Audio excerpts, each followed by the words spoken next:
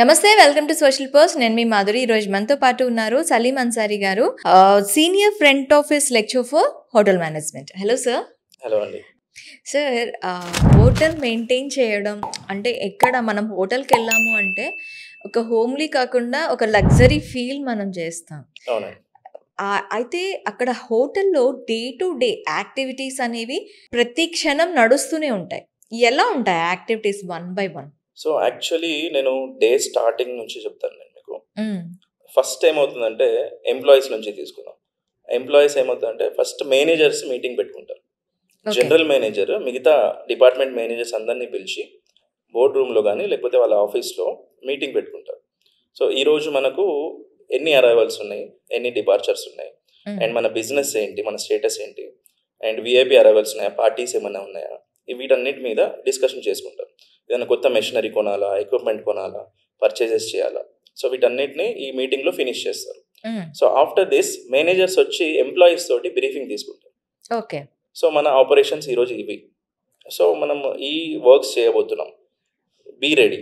So వర్క్ని allocate చేస్తారు అన్నమాట. ఓకే. డిఫరెంట్ ఎంప్లాయీస్కి వాళ్ళ పొజిషన్ని బట్టి వర్క్ అలొకేషన్ ఉంటుంది. Then they move to all the departments, sections, different సెక్షన్స్కి, డిపార్ట్మెంట్స్కి, వాళ్ళ ప్లేసెస్కి వెళ్ళిపోతారు. అండ్ గ్రూప్ అరైవల్స్ ఉంటే హోటల్లో చాలా చాలా బిజీ ఉంటుంది అండ్ చాలా కష్టంగా ఉంటుంది అనమాట. లైక్ ఒక 100 మంది ఒకటేసారి వచ్చేస్తారు. సో వాళ్ళందరినీ మేనేజ్ చేయడం ఉంటుంది. అండ్ దెన్ ఒక బ్యాంకెట్ హాల్లో పార్టీ అవుతుంది, అండ్ అలాగే రెస్టారెంట్లో బిజీ ఉంటారు.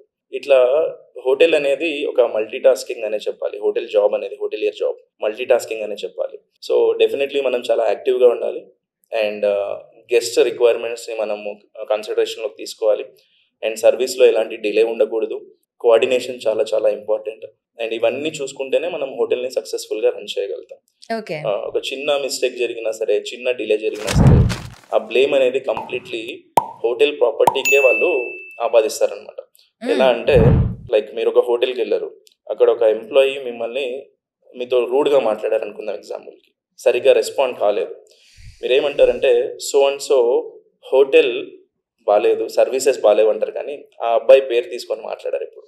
Of course. So they are representing a hotel. So ఆ విషయాన్ని మేనేజర్స్ వాళ్ళకి చెప్పాలి అండ్ వాళ్ళు అర్థం చేసుకోవాలి దాన్ని.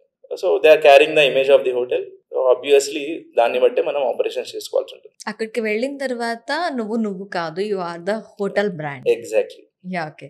అయితే ఇందులో వెళ్ళటానికి ఏమైనా సాఫ్ట్ స్కిల్స్ అవసరమా అంటారండి? డెఫినెట్లీ అండి. ఇందాక మాట్లాడుకున్నట్టు కమ్యూనికేషన్ అయితే డెఫినెట్లీ కావాలి, అండ్ టీమ్ వర్క్ అనేది ఉండాలి, లీడర్షిప్ స్కిల్స్ ఉండాలి, అండ్ సిచ్యువేషనల్ హ్యాండ్లింగ్ ఉండాలి, ప్రాబ్లమ్ సాల్వింగ్ స్కిల్స్ ఉండాలి. సో దీంతో పాటు మోస్ట్ ప్రాబబ్లీ నేనేమంటానంటే పని చేయాలనే ఇంట్రెస్ట్ ఫస్ట్ ఉండాలి. ఓకే. సో ఇంట్రెస్ట్ అనేది ఫస్ట్ పెడితే మిగతావన్నీ ఆటోమేటిక్గా మనం నేర్చుకుంటాం. నేర్పించడానికి మనకు ఎంప్లాయీస్, మన సుపీరియర్ సీనియర్స్ ఉన్నారనమాట. సో డెఫినెట్లీ ఈ స్కిల్స్ చాలా ఇంపార్టెంట్. ఎందుకంటే గెస్ట్ వచ్చి ఏదైనా లేని రిక్వైర్మెంట్ అడగచ్చు ఒక్కోసారి. సో దానికోసం మన మీద కోప్పడచ్చు. సో ఆ సిచ్యువేషన్ని ఎలా హ్యాండిల్ చేయాలి. So you can't shout at me like this facility is not at our hotel అని చెప్పడానికి లేదు. So we have to know how to convey that message. Okay. No కూడా చాలా ప్లెజెంట్ వేలో చెప్పాలి. ఎగ్జాక్ట్లీ.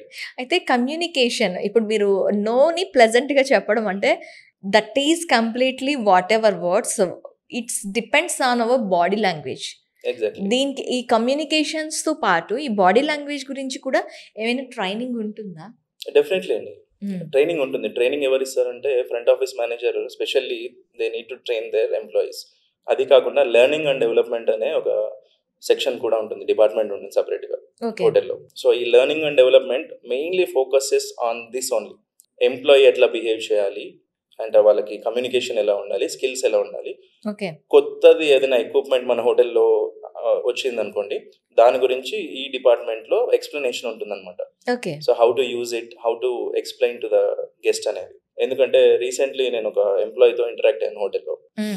సో వీళ్ళు ఏంటంటే హోటల్లో లెర్నింగ్ అండ్ డెవలప్మెంట్ డిపార్ట్మెంట్ కూడా ఉంది, కానీ వాళ్ళు హైరింగ్ ఎలా చేశారంటే మేబీ వాళ్ళు ఇన్స్టిట్యూట్ నుంచి తీసుకోలేదు ఎంప్లాయీని, జస్ట్ బికాస్ దే రిక్వైర్డ్ తీసేసుకున్నారు. నేను మీల్ ప్లాన్స్ గురించి అడుగుతున్నప్పుడు యూరోపియన్ ప్లాన్లో లంచ్ లేదా డిన్నర్ ఇస్తారని చెప్పాడు. సో యాక్చువల్లీ యూరోపియన్ ప్లాన్లో ఎలాంటి మీల్ ఇవ్వరు అనమాట. ఓకే. సో దీన్ని బట్టి మీకు అర్థం అవ్వాలి ఏంటంటే, కాలేజ్కి వెళ్ళి చదువుకొని నాలెడ్జ్ తీసుకొని లేదా ట్రైనింగ్ తీసుకుంటేనే మనం హోటల్లో కానీ ఎక్కడైనా సరే బెటర్గా సర్వైవ్ అవ్వగలుగుతాం. మన మీద కంప్లైంట్స్ అనేవి ఉండవు. లేదంటే హాఫ్ నాలెడ్జ్తో వెళ్ళడం లేదా సర్టిఫికేట్ తీసేసుకొని డైరెక్ట్గా మనం జాబ్కి వెళ్తే మనం ప్రాపర్ ఇన్ఫర్మేషన్ ప్రొవైడ్ చేయలేము. అండ్ లైక్ నేను ఆ హోటల్ నేమ్ తీసుకోవట్లేదు ఇక్కడ, ఒకవేళ తీసుకుంటే definitely it's a loss to the property. Yes. So they need to very careful. ఇలాంటి విషయాల్లో చాలా కేర్ఫుల్గా ఉండడం చాలా ఇంపార్టెంట్. అంటే కమ్యూనికేషన్, బాడీ లాంగ్వేజ్ అనేది చాలా ఇంపార్టెంట్ అంటారు. Very very important. ఇప్పుడు చెప్పాను కదా, ఆ సారీ కూడా ఏంటంటే మన దగ్గర లేని సర్వీస్కి మనం సారీ చెప్తున్నాం. Then you have to understand how important it is. ఉన్నదానికి అయిపోయిన దానికి కాదు, అసలు లేని దానికి కూడా సారీ చెప్తున్నాం. ఎందుకు చెప్పాలి అంటే definitely they are are business. So మన ఫుడ్ వాళ్ళ నుంచే వస్తుంది, వాళ్ళ సోర్స్ మనకు వాళ్ళే. అండ్ హాస్పిటాలిటీ అంటున్నాం ఇక్కడ, we are treating them as God. Sorry చెప్పడానికి ప్లీజింగ్గా లేనప్పుడు దే ఆర్ నాట్ సర్వైవ్ అని చెప్పొచ్చా? ఆబ్వియస్లీ అండి. మనము ఎప్పుడైతే సారీ చెప్పడానికి ఇంట్రెస్ట్ చూపెట్టామో గెస్ట్ ఇంకోసారి రావడానికి ఇష్టపడరు. మోస్ట్లీ లెర్న్డ్ పీపుల్ ఎవరైతే ఉంటారో, ప్రొఫెషనల్స్ ఎవరైతే ఉంటారో, వీళ్ళు గొడవ పడరు. They don't shout at employees. వాళ్ళు సైలెంట్గా ఉంటారు, ఫీడ్బ్యాక్ రాస్తారు. వాళ్ళు ఓన్లీ మేనేజర్తో మాత్రమే కమ్యూనికేట్ చేస్తారు. And if they don't like the property they never see that face again. Okay. So we loss the customer. Valuable కస్టమర్ని మనం పోగొట్టుకుంటే, ఇప్పుడు మనము ఎగ్జాంపుల్కి తీసుకుంటే కొంతమంది రెగ్యులర్ గెస్ట్ ఉంటారు. సో వాళ్ళ నుంచి మనకు గుడ్ అమౌంట్ ఆఫ్ బిజినెస్ వస్తుండొచ్చు. సో దాన్ని మనం just because we could not train our employee to say sorry, convey sorry, so మంచి బిజినెస్ని పోగొట్టుకున్నట్టే అవుతుంది అనమాట. అయితే ఇదంతా ఎప్పుడు వస్తుందంటే ఎంప్లాయీ దగ్గర కూడా కమిట్మెంట్ అనేది ఉండాలి. ఆ కమిట్మెంట్ కూడా ఎట్లా వస్తుందంటే ఇఫ్ హీ ఈజ్ సాటిస్ఫైడ్, ఆ సాటిస్ఫాక్షన్ కూడా మేనేజర్ డెఫినెట్లీ చూడాలి. అండ్ దాంట్లో సాలరీ ఉంటుంది, వెల్ఫేర్ ఉంటుంది, అండ్ వేరే ఆస్పెక్ట్స్లో కూడా, లీవ్స్లో కూడా మనం ఎలా వాళ్ళని ట్రీట్ చేస్తున్నాం అనే విధానం కూడా ఉంటుంది అనమాట. ఇక్కడ ఒక ఎంప్లాయీని కానీ అటు కస్టమర్ని కానీ డీల్ చేసేది మేనేజ్మెంట్. ఇక్కడ ఈ ఫీల్డ్కి వచ్చేసరికి ప్రతి దీంట్లో మేనేజ్మెంట్ ఒక క్రూషియల్ ఒక పొజిషన్లో ఉంటుంది. ఈ ఫీల్డ్కి వచ్చేసరికి మేనేజ్మెంట్ ఎదుర్కొంటున్న సమస్యలు ఎలా ఉంటాయి, దాన్ని ఎట్లా రెక్టిఫై చేసుకుంటూ ఉంటారు? సో ఇప్పుడు కాంపిటేటివ్ వరల్డ్ అయిపోయింది మేడం. ముందు హోటల్స్ చాలా తక్కువ ఉండేవి. సో ఇప్పుడు ఏమైపోయిందంటే every one who has money, every Tom, Dick and Harry is in the business. So దీనివల్ల ఏమవుతుందంటే నేను సర్వైవ్ అవ్వాలి కాబట్టి నేను కొన్ని స్టాండర్డ్స్ని పక్కన పెడతాను అనుకునే వాళ్ళు చాలా మంది ఉన్నారు. ఓకే. సో వీళ్ళ వల్ల ఏమవుతుందంటే వీళ్ళకి మార్కెట్ క్రియేట్ అవుతుంది, కానీ స్టాండర్డ్ ఎక్కడైతే ఉందో ఆ స్టాండర్డ్ పడిపోతుంది. దానివల్ల మెయిన్ క్లయింటెల్ ఎవరు ఉన్నారో వాళ్ళు బాధపడుతున్నారు. ఇప్పుడు మనం ఒక హోటల్కి వెళ్తున్నాం ఎగ్జాంపుల్, ఇక్కడ ఫైన్ డైనింగ్ రెస్టారెంట్ అనే ఫీల్ తోటి వెళ్తున్నాం, కానీ వీళ్ళు ఆ స్టాండర్డ్ని పడేయడం వల్ల, తక్కువ చేయడం వల్ల, నార్మల్ పీపుల్ ఎక్కువ ఎంటర్టైన్ అవ్వడం వల్ల ఈ హై లెవెల్ క్లయింటెల్ ఎవరు ఉన్నారో వాళ్ళు సఫర్ అవుతున్నారని చెప్తాను నేను. ఓకే.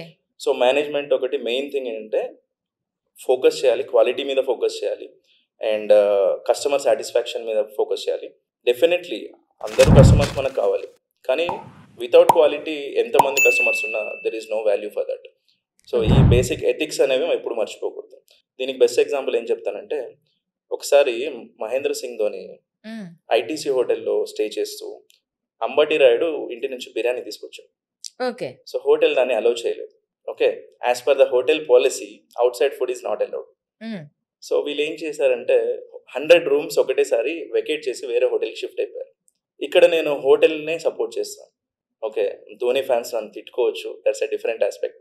బట్ హోటల్ స్టాండర్డ్ ఏంటంటే అవుట్ సైడ్ ఫుడ్ అనేది తీసుకొని వస్తే మా దగ్గర 5 రెస్టారెంట్స్ ఉన్నాయి. You are insulting that.